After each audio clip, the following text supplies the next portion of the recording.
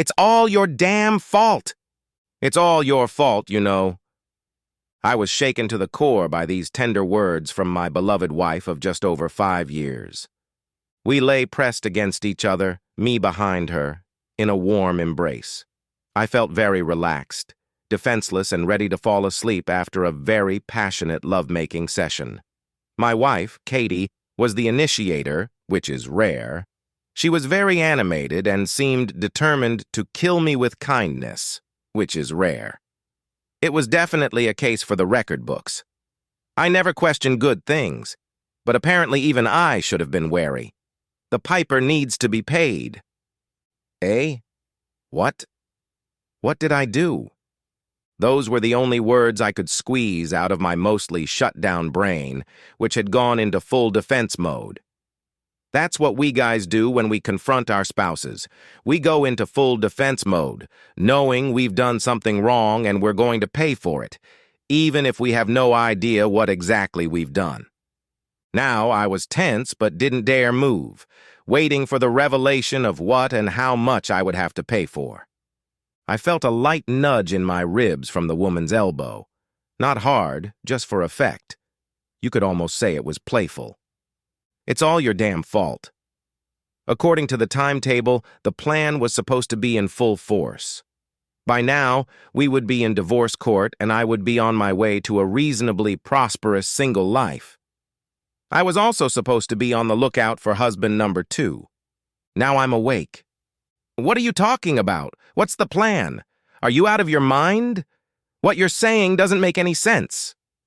My voice was gaining volume and pitch, turning into a horrible male version of whiny. I rarely swore at Katie, and here I was swearing and whining at the same time. She turned to face me as I lay back, leaning on my elbow. She threw her soft leg over mine and ran her index finger over my lips. She began to whisper to me, "Shh, shh, shh, baby. Don't swear at me. It's all right. Just relax. I had to tell you something, and I didn't know how to tell you, so I just blurted it out.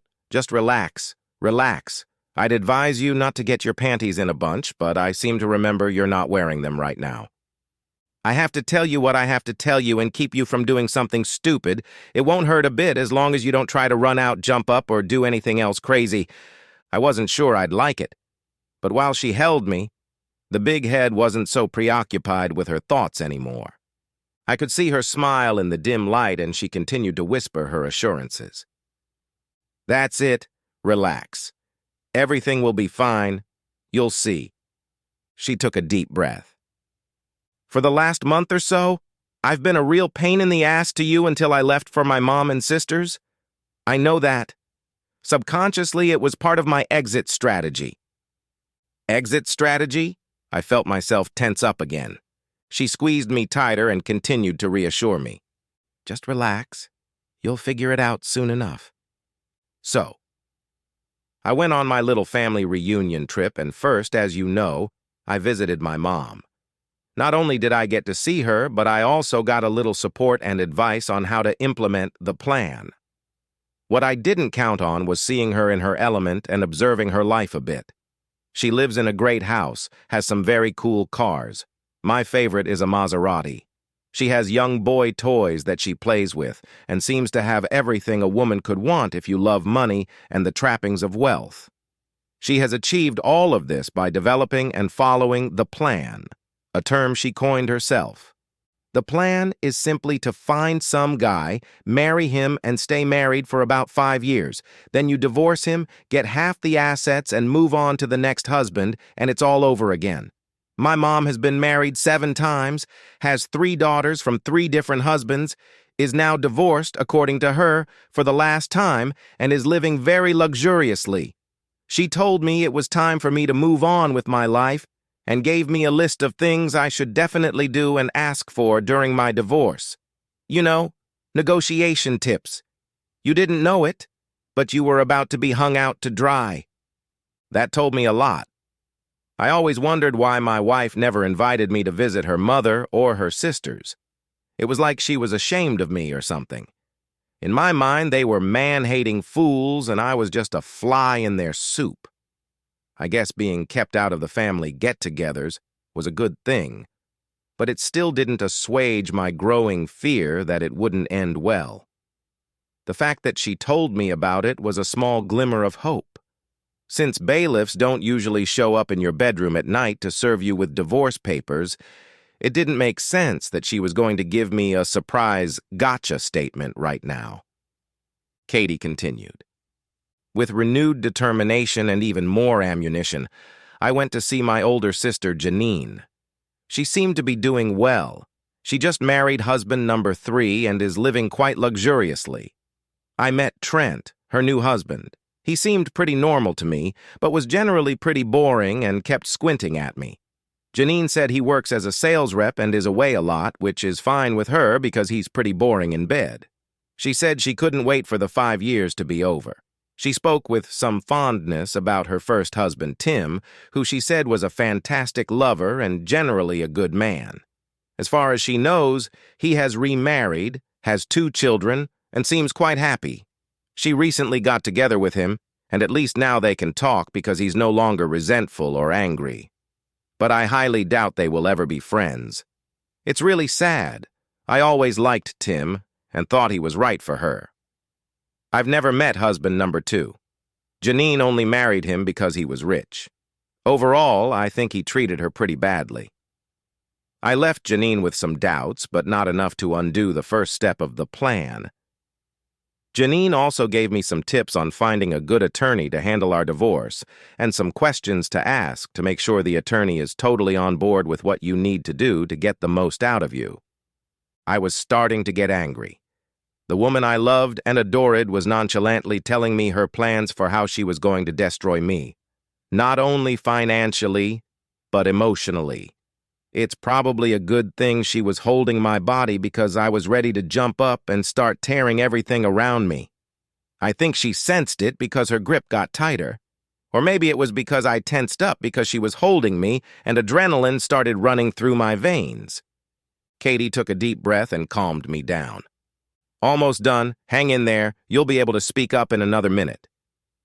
Then I went to visit Cheryl. She and I had a great time as we were very close when we were younger. She was married to Kyle for almost 6 years and divorced him 2 years ago. I told her that I had just gotten in from my mom and Janine, and she asked how they were doing. She also asked, which I thought was a little odd, did they seem happy? I thought about it and replied that Mom seemed content, but still felt bitter when she mentioned former men in her life. Cheryl said that she was sure that Janine's father had really put an imprint on Mom and partly on Janine to make them both hate men the way they do. To me, that was kind of a revelation. It kind of explained why Mom came up with the plan in the first place and why she preached it to us all the time when we were growing up. It was a secret that we kept from our husbands and that bound us together in a sisterhood. We were always involved in plans for the process of appeasing our current husband and delaying until his 5-year term was up and then sort of pushing him out of our minds and hearts. It seemed that Cheryl and I could even do this to our own fathers, to whom we both felt close. We, at least I, really believed that this was the way it was done in all families, until I got older and had friends whose father was the father of all the children and still remained a member of the family. The funny thing is that all of this crap we thought was normal. Cheryl and I talked a lot about our dads. She's very close to her dad, and I adore my dad, as you well know. My dad, at least to this day, is still very hurt and perplexed as to how my mom could just divorce him and kick him out. I think he wants answers. I'm sure he's still wondering what he did to his mom to push her away. Poor guy still doesn't know what to do. I may have to figure out a way to let him know without pushing Mom away. I'll have to work on that. Anyway, as Cheryl and I were talking, I told her I was getting ready to start my version of the plan, and she got a very sad look on her face. Then she sighed heavily. She told me that divorcing Kyle was the worst mistake of her life. She said that he loved her and treated her very well, and she in turn loved and cared for him. They were partners and friends, and she hates that she gave in to pressure from her mom and Janine to go along with the plan. With tears in her eyes, she said the man who once adored her now hates her to the core and won't even talk to her. She tried to contact him, but he got a restraining order against her harassment. She has started dating again, but is looking for another Kyle, which she can't find. She then looked at me intently and asked me if I was happily married. I was forced to admit that I was. I thought about it some more and realized that I am very, very happy and it would be hard for me to replace you. Also, my first thought was what you would think and feel if I just went ahead and divorced you. How could I do that to you? I'm ashamed to admit it, but the thought never even crossed my mind before. How stupid is that? I just stared, I'm sure with a fair amount of horror, at my Katie. Horrified that this woman I loved could think in such terms, with no regard for me or my feelings, for all the time we'd been together. Shocked that she would even talk about it like it was some random event. Angry that other people outside of our life together could have had such influence over her that they encouraged her to break up with us without regard for our feelings. And that was part of her deeply ingrained belief system. I was also hurt and resentful that this could be our end. I felt helpless and angry and was on the verge of tears. Katie just looked at me with tears in her eyes. I know, baby, and I'm so sorry. I know this all sounds so crazy. It sounds crazy even to me now that I've had a chance to think about it all. Katie stroked my cheek and pulled my head to hers for a kiss. A soft kiss of hope and gratitude. And then she whispered to me in a husky voice full of emotion, I knew at once. I knew without a doubt that I could never let you go. I couldn't divorce you over some stupid plan that arose from hurting my mom years ago. I love you too much. I will never, ever be able to find anyone else who makes me feel the way you can and love me the way you keep proving to me. I'm afraid you're stuck with me. Unless, of course, you realize that I'm too crazy to live with me and decide to carry out the plan yourself. The ball is now in your court. You have to make a decision. I've already called my mom and sisters and told them that the plan is no longer a part of my plans and my life. She released her grip on me and wrapped her arms around my neck, enclosing me in a loving embrace and kissing me passionately on the lips. I'm yours, until you can't stand me anymore. All doubt and anger vanished the second she said those words. I was sure. I was relieved. I was in love. We were making love again with more passion and intensity than we probably had since our honeymoon. Two people reaffirmed their love and commitment to each other in a way that only happens when they both feel and believe it to the core. We embraced again in the same pose we had before her confession when she whispered, Now that we're stuck with each other, maybe we should discuss those children you so insistently hinted about. I stood beside the hospital bed on which lay the frail, cancer-stricken body of Katie, my wife for 62 years that had flown by all too quickly. I held her hand, trying desperately to stay on my feet. At the opposite end of the room from the bed sat our 4 children, their spouses, and several of our older grandchildren. Our 12-year-old granddaughter Jenny looked at me intently and asked, What were you thinking, Poppy? The perceptive little stinker always seemed to know when my thoughts were far away. I was thinking about the time when I knew for sure that your grandmother really loved me. I smiled at the memory, but I felt sick at the realization that our life together would soon be over.